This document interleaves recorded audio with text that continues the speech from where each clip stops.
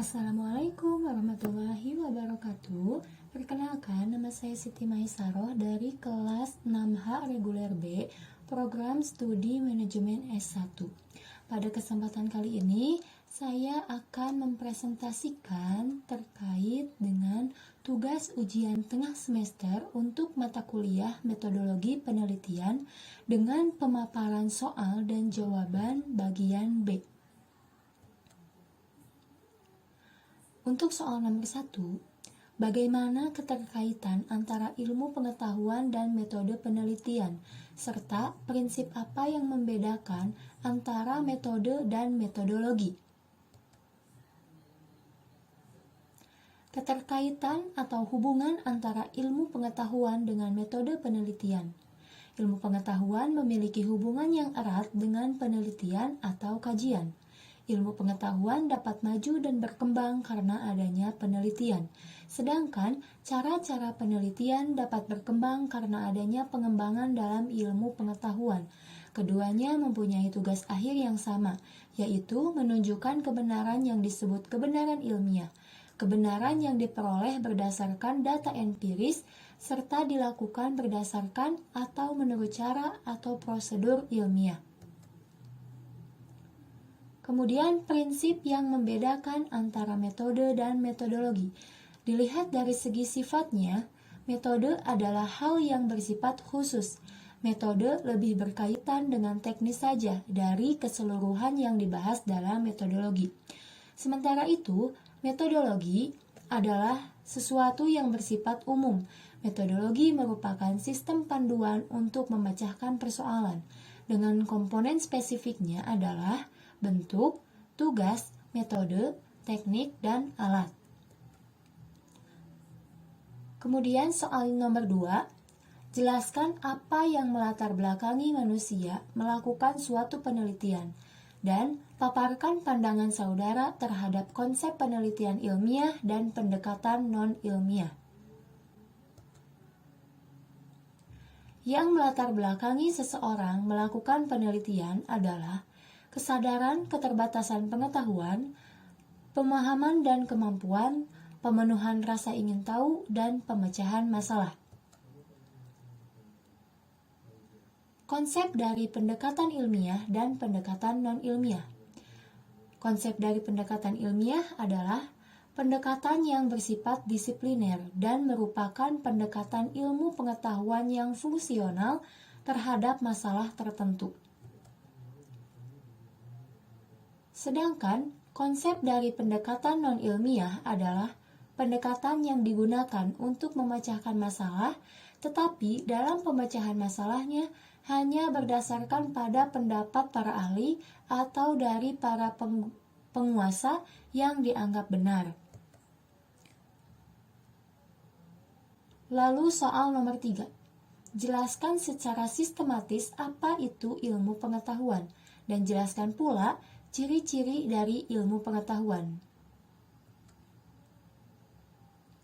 Apa itu ilmu pengetahuan?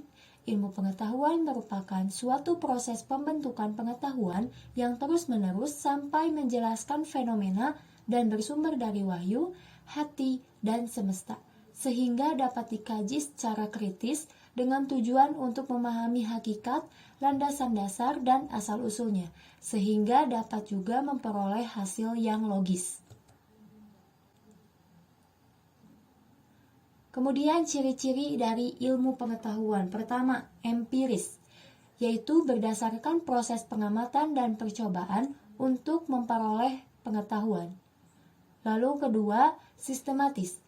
Berbagai data pengetahuan yang tersusun utuh dan menyeluruh mampu menjelaskan objek yang dikaji.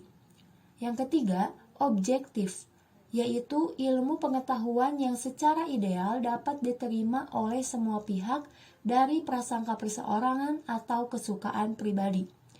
Yang keempat, analitis, yaitu menguraikan persoalan menjadi bagian-bagian terinci sehingga dapat berusaha membeda-bedakan pokok persoalan peranan dan bagiannya. Yang kelima, verifikatif, yaitu ilmu pengetahuan yang dapat dikaji kebenarannya. Lalu yang keenam, universal, yaitu ilmu bisa dipelajari di mana saja. Kemudian soal nomor 4. Apa yang Anda ketahui tentang metode penelitian kuantitatif dan metode penelitian kualitatif?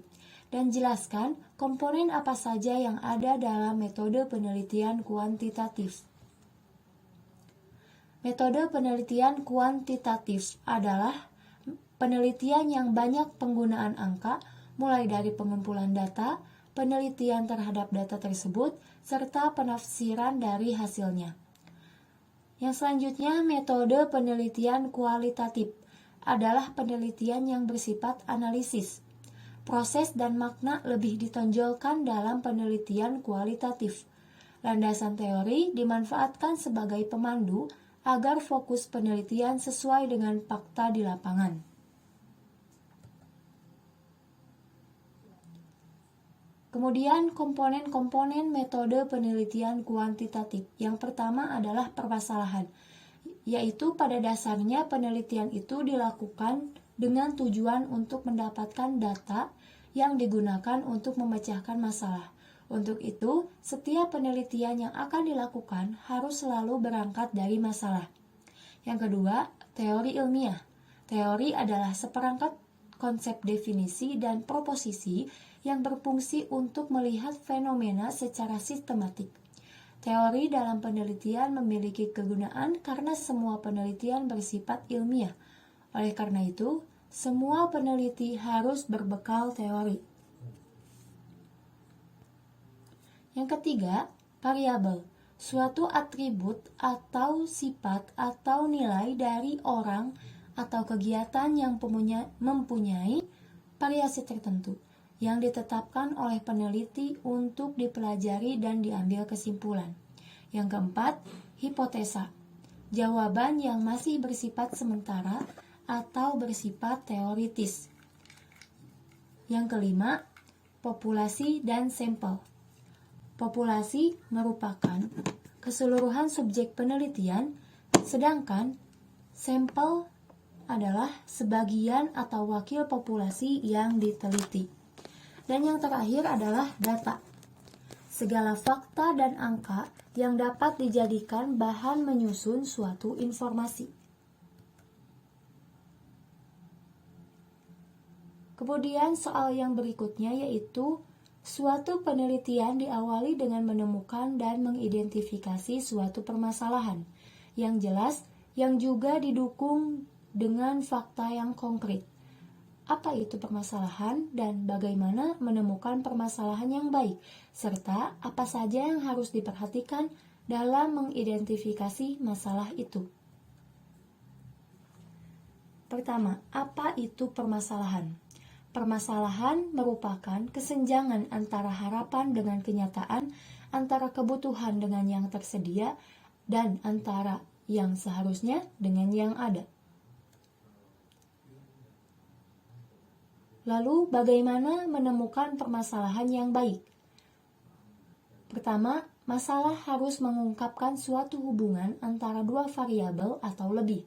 Kedua, masalah harus dinyatakan secara jelas dan tidak ambigu dalam bentuk pernyataan. Ketiga, masalah dan pernyataan masalah harus dirumuskan dengan cara tertentu yang menyiratkan adanya pengujian empiris. Dan yang terakhir, apa saja yang harus diperhatikan dalam mengidentifikasi masalah? Pertama, esensial, yaitu masalah yang akan diidentifikasi menduduki urutan paling penting di antara masalah-masalah yang ada.